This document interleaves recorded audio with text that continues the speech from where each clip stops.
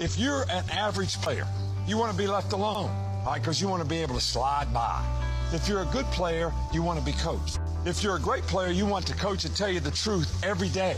Did I hustle on that play? Did I make the right read? Did I play the guy with the right leverage? You want to know every play. Because you know why? They want to be perfect. Everybody here makes a choice to do one of those three things. Welcome to the GOAT Consulting Podcast, a podcast dedicated to people striving to be a GOAT, the greatest of all time, serving it up in a way that you can get it in all stages of life. Hey, I'm Colby Jubenville. Welcome to another episode of the GOAT Consulting Podcast, right here at VC Productions in studio in Nashville, Tennessee. We're excited today. We're going to continue our conversation with our good friend and friend of the show, my good friend and friend of the show, Jeremey Qualls. Why is it got to be your good friend? Well, thanks for sharing your friend with us. No, he is my good friend. And is in he in the studio, bosom? I would like to think that we're all friends now. He is in the bosom. He's in the bosom. He's in the bosom of the show. And one of my other good friends on the right, the founder of the GOAT family of brands, Tyler Burnett, who came up in GOAT Mobile 1. Can do work on the way there and back. Doesn't matter how much traffic you throw at us, Nashville, Tennessee. It is windy today on the sprinter. With the believe, which Georgia had to do this year to win the national championship. The LinkedIn whisperer, the calming force to the show, my good friend and yours, John Byers. John, thank you so much for being here today. And always being prepared. And to the left, my far left, my good friend and somebody that I have tremendous respect for. The way you serve it up and the way that other people can get it is amazing. That's one of the core tenets to our show is Jeremey Qualls. Jeremey is the CEO, founder, executive director of the Entrepreneur and Innovation Center right here in Williamson County, Tennessee. And you got big plans for the future. And we're going to talk about that. But before we do that, you're somebody that's in education, so here's what we believe. In our 20s, they teach us to get in the game. In our 30s, they teach us to move up in the game. In our 40s, we try to stay in the game because those 30-year-olds are so damn good. In our 50s, we say, what is it that we really want? At the EIC, you're trying to get people to say in their teens, what is it that I really want? And we love that you're doing that today. He's condensing the time frame. All the way down to where it should be, which is starting in your teens. Actually, we're going to go even further back. We're going to go from kindergarten to startup, right? That is correct. We're getting into the roots of the situation. And you are a GOAT. You're a GOAT for Williamson County. You're a GOAT for in the things that you do. Yes. A GOAT is easy to see in sports. It's someone that's recognized for their greatness. What they do elevates those around them. But in business, it's people that compete on unique perspective, education, and experience. What they do gives them energy, gives other people energy, creates new levels of challenge and new levels of opportunity. And we're excited to be with you today here in studio with Jeremey Qualls. Jeremey, this is part 2 of America's Got Talent, and you're someone that's spent a career identifying talent and developing talent through connection. And your stops along the way now move you into administration, where you're working at the middle school and elementary school and level administration. And if you really want to go and challenge yourself and see what kind of person you can be in identifying talent, go step into Middle Tennessee and step into a middle and elementary school. So I know you've got some thoughts there around some great, really, stories that help explain change. And so there's some defining moments that happened for you during that time of your career that led to the next steps. Walk us through some of those. So my wife sat me down at the table. This is at the conclusion of that season we were speaking of in the last episode. And she, I had become a good relational coach, I believe, with the team, right? I had done the things that are necessary to make those fellows young men to see the world and be better people, be better men, be better fathers, etc. However, I think I missed the memo to myself. We had just had our first child. She's out of Middle Tennessee, away from her family. She's in an area that she didn't necessarily was uncomfortable with, but it was new, and she's not one that goes out and just fosters relationships right off the bat like us. You know, you could drop us out of a plane, and we'll find somebody we know within 5 minutes. So she sat me down at the table, and she's like, I'm not real happy. I said, what do you mean? Of course, I'm on cloud 9. I'm thinking we're winning. Things are going well. She's like, I want to go back home. And at that moment was a life choice, a personality choice, a personal choice of I had missed the boat of not being a great father and a husband because I was raising other people's kids. Yeah. And you're chasing those W's, you're chasing those relationships, and it's a young man. And it's it's not a single man's game, but you can see why a lot of people in that realm that want to be successful have to do that. And I'm old enough and mature enough now that if I jumped back in the coaching game, I know how to do it. At that point in time, I still was learning, right? And I was not a good. I was still learning that for sure. Well, I'm still learning every day too, but I'm just saying the point of you've got to balance. You've got to go home. You've got to be a husband. You've got to be a father. You've got to be in tune with what's going on. And I wasn't. And it took my wife to sit down and realize she's going to go back to Middle Tennessee, whether I'm going to go with her or not.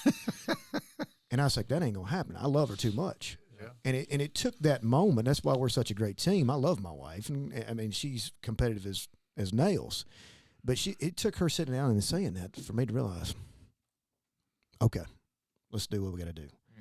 So I jumped out of the athletic world into the administration world, which is a definite different type of energy and a different chase, right? I mean, you're not chasing W's. So I went in and resigned. They didn't, they were like, no way, you can't do that. How about you become assistant principal and athletic director? And I took that, right? So we made it through the summer for a little bit until we can kind of figure out what we're going to do in the Middle Tennessee realm. And then in the meantime, I took an elementary assistant job as well because there are no extracurricular activities. So that gets me home earlier to be a better dad and a better father. And it was absolutely the worst year of my career. Mm. I mean, some people are suited for elementary, some people aren't. I'm definitely in that latter category. So then enter the opportunity to get back home, Middle Tennessee. And there was a middle school job opening in Hickman County. They called me, and I went over and graciously interviewed and went through the process and then got the job. And the superintendent goes into the faculty at the time and introduces me and says, well, this is, we have some great candidates and here's who you got. I was like, thanks for that setup, buddy. We had some great candidates. This is one of them. Here you go. But I needed that, right? If he'd come in with all the pomp and circumstance and rolled out the red carpet, it'd have been one thing. But he said that he made a mistake and he didn't know it. That motivated me. I was like, oh, okay. All right. So obviously you think I can't do this. So I go into this job. I'm the youngest in the building. Yeah. And it's pretty interesting dynamics if you start to think about it. I had 5 teachers in there that had me as a student. So there's one dynamic. I'm the youngest in the building. And we're serving a student body of about 420 students, and they're 85% free and reduced lunch. So you start thinking about this. We don't have anything, right? These kids are coming to us from rural areas. We've got kids coming to us that lived in a pallet home. And I'm not making this up. I'm not embellishing this at all because I think this is important to the story of where we got. Remember me telling you a story about going from one job to the other and what happened? All of a sudden, I felt entitled and I completely forgot. So once I got this job, just like always, what happens? I kind of felt like I've arrived, right? I've got the job. I'm the principal, blah, blah, blah. So we go down this route. And the first thing we decided to do is to fix discipline. There was 1,000 referrals the year before I took the job. 1,000 referrals for 400 kids.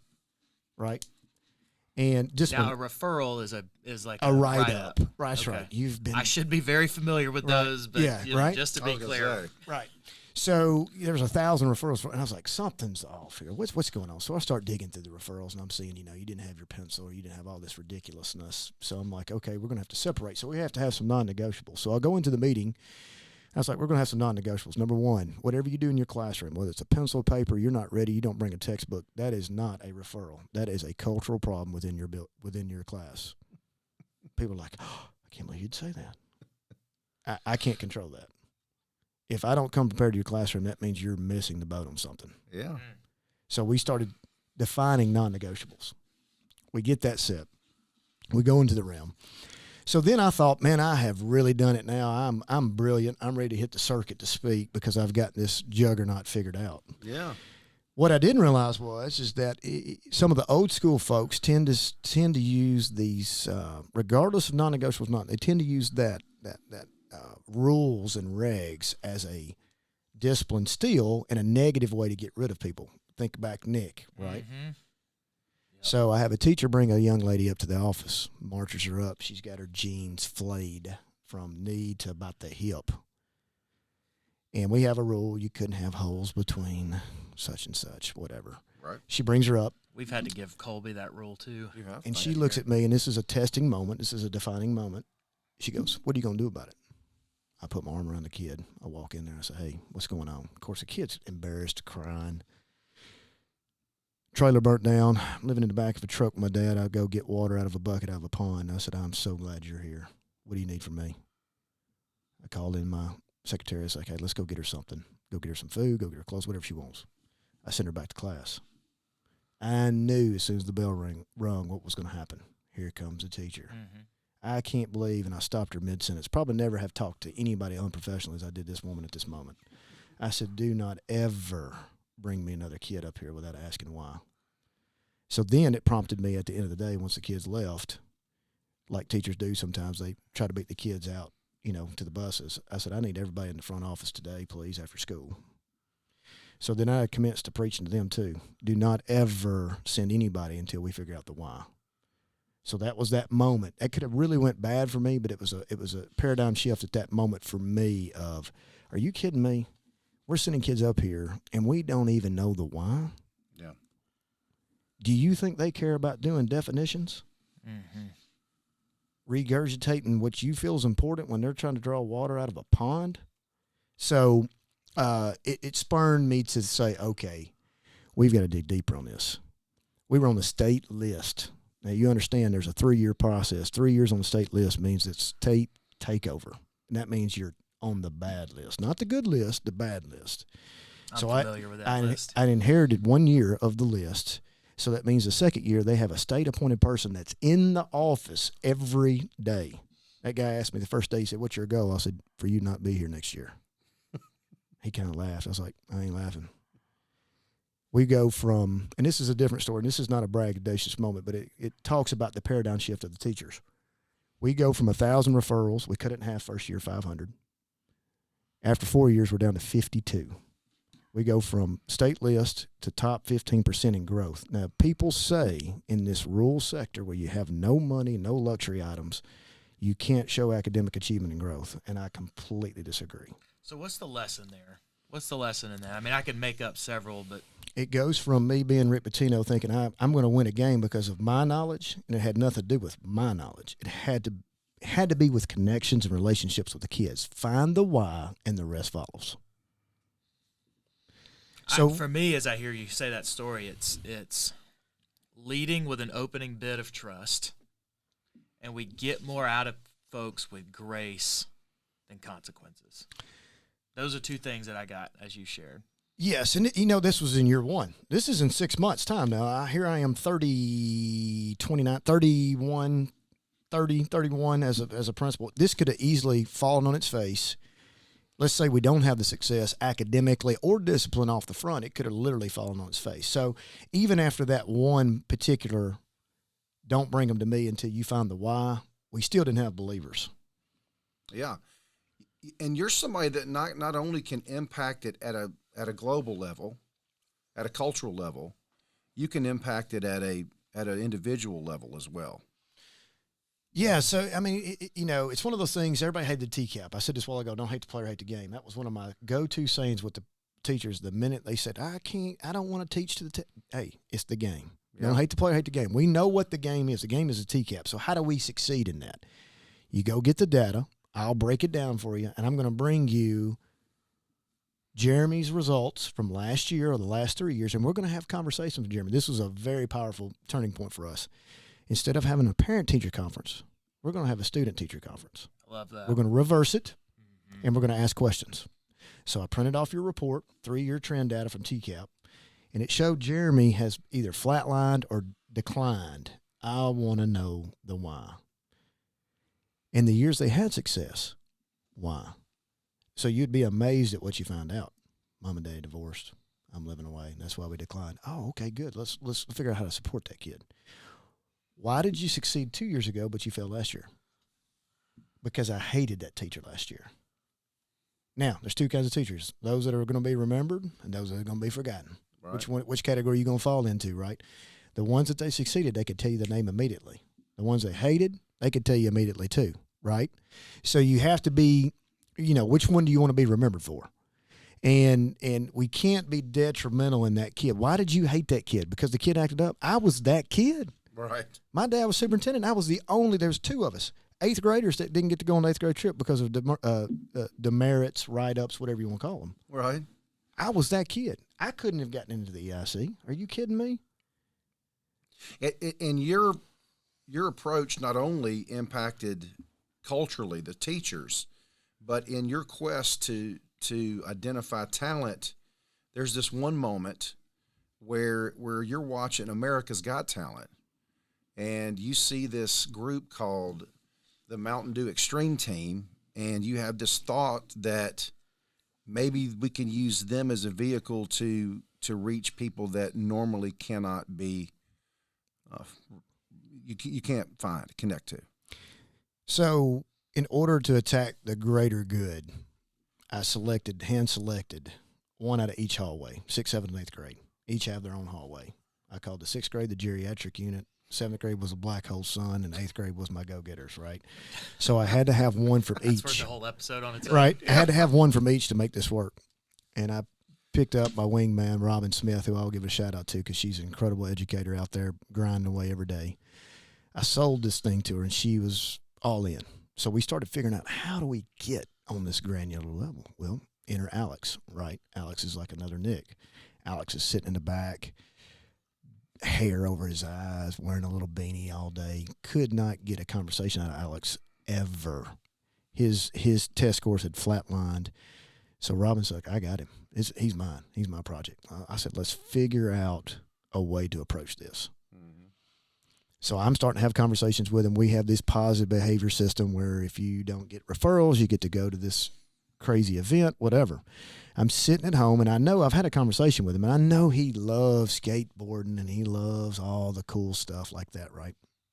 So I'm sitting at home, and I'm watching Simon Cowell, America's Got Talent. Enter in this group called the Mountain Dew Extreme Team, and it's a group that travels, and they put this half pipe up, and they're riding their bikes and their skateboards. It was the coolest thing ever. And they make it throughout the show, and I'm watching them, and the day they get eliminated, it hit me between the eyes. That's Alex. That's Alex. I called Robin and me. I said, I got this idea. She's like, there's no way they're going to come. I was like, I don't care. If they tell me no, I'll find somebody else. Found and dug on the internet. And this is not like an easy Google search at this point in time in my career. This is back before a Google search was really easy, right? Finally get a number. There is no really emailing a whole lot. Call them. Didn't think anybody would answer. Picked up. I said, hey, man, my name's Jeremey Qualls. I'm in Middle Tennessee. How much does it cost for you guys to come do an assembly for us? I said, I've got a kid in mind. I said, you're gonna change a life. You don't even know it.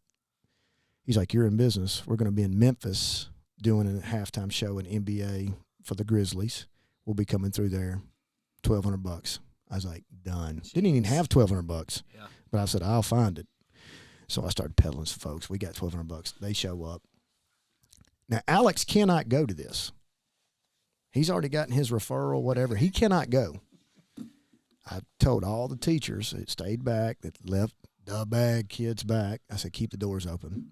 We're going to keep the doors open to the gym. People are going absolutely bonkers. I mean, you can hear it all the way through the building, right? They're screaming. They got the microphones. Mountain Dew Extreme Team. Yeah.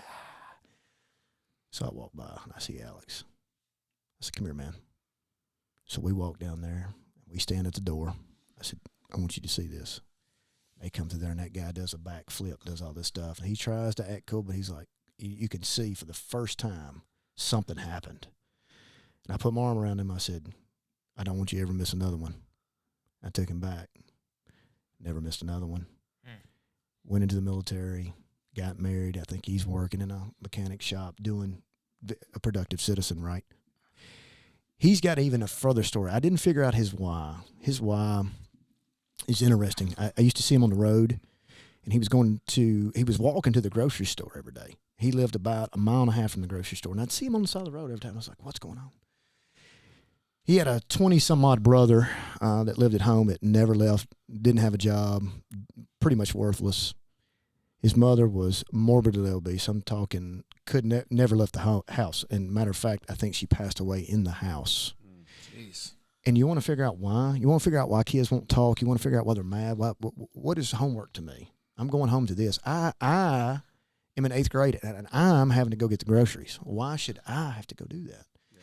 So when you start going into that granular level and you figure out the why of these kids and have a relationship with these kids, and you show them that there's more to life than what they're potentially in, and that people care about them, so that kind of spurs some things. So then, that was the whole butcher paper exercise. Yeah. God, I mean, I wrote down these 3 practicals. I shared them earlier a little bit, but define your non-negotiables, figure out the why, and grace over consequences. And one of the themes that I keep hearing in your stories is how you have helped expose and normalize self-doubt. And I don't know how that may play into even the role that you fill today with the EIC, but I think with your compassion, with your curiosity, you've been able to figure out how to leverage self-doubt to guide these kids to greater clarity of purpose. And maybe that's what help us make decisions, and helps put them in a position to be citizens, or whatever you called it just a moment ago. I mean, productive citizens, right? I mean, that's what you're. I mean, that's Is there greater work in life than doing that? Our job in the education field, it's a non-negotiable, right, for me, is to create an exit ramp for every kid, period. That's beautiful. Regardless of the level of the exit ramp. That's beautiful. And if you're not doing that, that's exactly what needs to happen. If you're not doing that, honestly, you need to be fired. To create an exit ramp for every kid. And every story that you've followed through with all the way to the end is an exit ramp for that kid. He's a mechanic. He was in the military.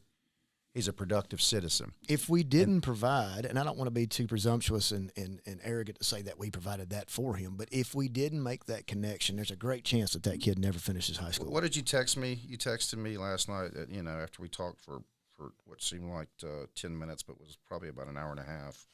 But you said, as you're pulling that up, I'm gonna revisit this.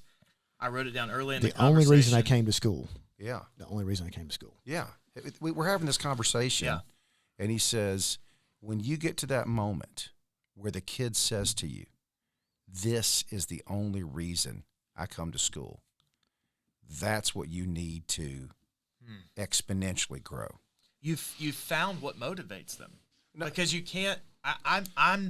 This is probably worth the whole episode, but can we really, truly motivate people? I don't think so. But we can find what motivates them intrinsically. I think, and that's what that points out, right? I think that what he does is identify their talent.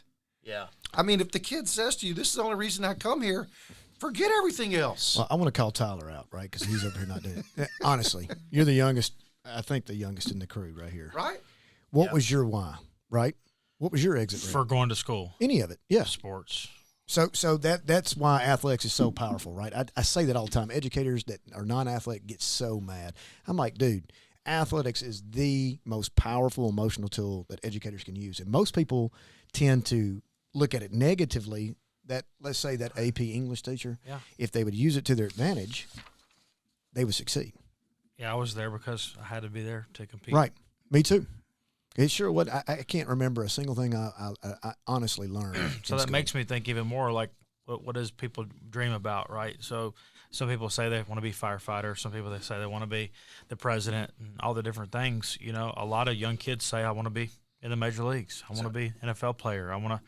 That's just part of that's one of the steps that's in the way. And I might point out that maybe we talked about this on this identity episode recently that we put out, right? But maybe it was not so much of sports, but the competition that really made up who you are, because today that's what you still do, right? 100%. So but there's so much more to it than that. The competition stuff doesn't mean anything to me. But that's the part of his identity that he loved about a piece of what he loved about sports. Team and competition. What he really loves is getting a group of people coming up with this idea and saying, we're going to all do this together. And being Florida's quarterback. That's right. Punter. No, but you get to go back and listen to the episode. That was the funny part about the joke, is that. Yes, true. Never mind. Just for a minute. So, okay. The funny part of the joke is Florida. One of the ways that we honor our guests is we have this segment that we pull from a GOAT Jerry Maguire, in the beginning of the movie, he writes this mission statement. It's not a memo. Is a defining moment for him, and now you can actually read that mission statement. Yeah, I sure. It's online, thanks to Colby. I was able to unpack that a bit. But it's called The Things We Think and Do Not Say. And so we'd like to kind of lean into this moment with you. And you've got an incredible moment. Yeah, go for it. That I think really illustrates not only the kind of person you are, but the kind of leader you're willing to be. What Jim Collins talks about is this strange paradox of humility and will. And I think that this moment really typifies that idea. You know, I think about this, and I go back and look, or reflect upon, rather, and I'm thinking, if I did that today, I don't know how that would be received. I've thought that several times as you have shared school moments here. Yeah, that's cool, but that's love so 1990s. Anyway, I'm sitting at my desk. I'm thinking, okay, what are we missing? What are we missing? Because I was constantly writing stuff down, missing something. We're missing something. What? And then it hit me when we started doing the reverse student-teacher, or teacher-student, rather. Right. Student-teacher interviews. So I was like, the why. Why would that kid want to talk to me? Why would you, if I ask you right now, your favorite coach or favorite teacher, it's instantaneous. Yeah. You know exactly. You can see their face. You can hear their voice. Boom. Repeat their voice, yeah. So I go into the handy-dandy teacher workroom where they've got these massive rolls of paper that you always see. I mean, and the stenograph machine. It's so stereotypical, right? The old green machine where you get ink all over your hand and stuff. So I roll that thing down to the cafeteria. And, of course, you got your long tables, and I take that paper, and I'm running to the other end. I cut it. I go to the next one, roll it out, cut it. I do 3, 6, 7, 8, right? So I go through the 8th grade, and I put the teacher's last name, underline, go about 5 feet. Teacher's name, underline, teacher's name, underline. So I went to the first class, and I go back to my go-to person. I open the door, and she said I was Kramer. Every time I come in like Kramer. And I said, I got this idea, and she'd just stop what she's doing. She'd put the chalk down or put the dry erase down and go for it. And I love her for that always. That's great. And because we had that trust, right? So I said, hey, go get you a Coke. I got your kids for a minute. So I take all of her kids. I get up. We go down to the cafeteria. I hand them all. I said, everybody bring a pen or a pencil. I get them in there. I say, all right, here's the drill. I've got all the 8th grade teachers' names. Matter of fact, I got every teacher in the school's name on this piece of paper.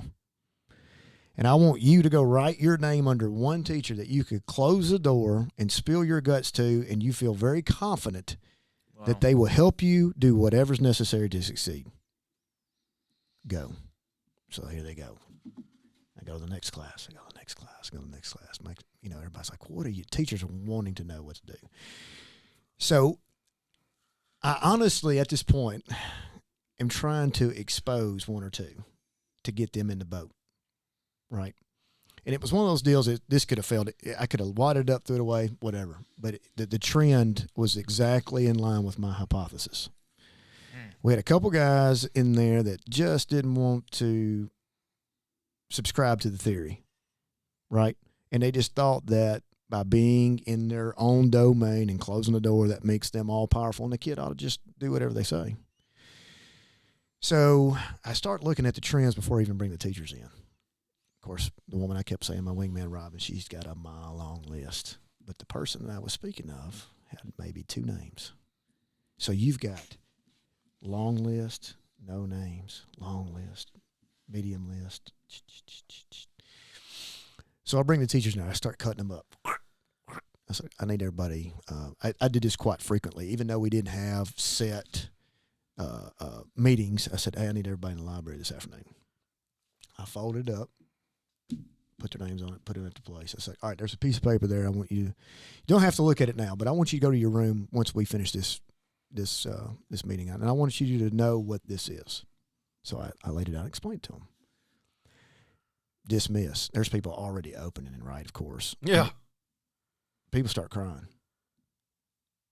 So 2 things happen. One thing is I exposed that person, okay, maybe not the best tactical route, but it absolutely was powerful. That person's like, I don't have anybody's name on it. It's like, yeah, there's a reason why. But what it also did was the Jeremey Qualls that were the Alex, the Nicks, those people that have been perceived as trouble kids, I had no idea that they put their name under mine. I had been dogging this kid. I've been wanting to try to get rid of him. I've got him in the corner. I have to move him. I'm not very nice to him, but for some reason, that kid really likes me.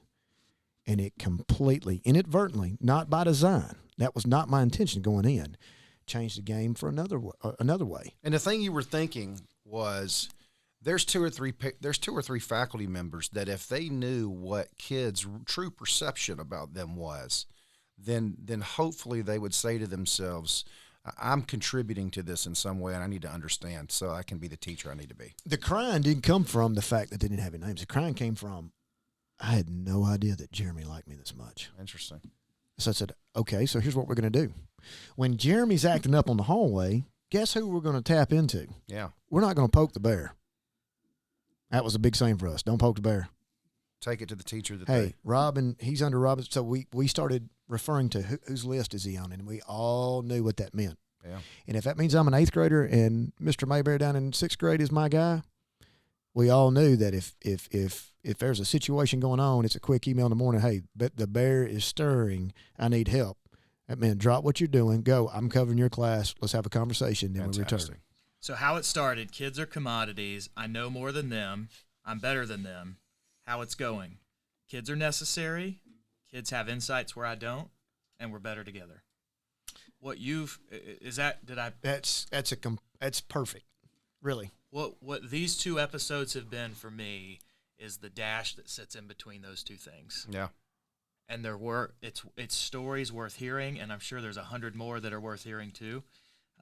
Thank you for sharing them, and I think it's incredibly powerful and meaningful to me for my own kids. Because if we did that same exercise in our house, I'm not sure my name would have. You would be crying. Show up. Yes, for the other reasons. For the good reasons. So every now and then when I have to prove my wife wrong, I'll say, let's get this list out and let's see who everybody puts their name under.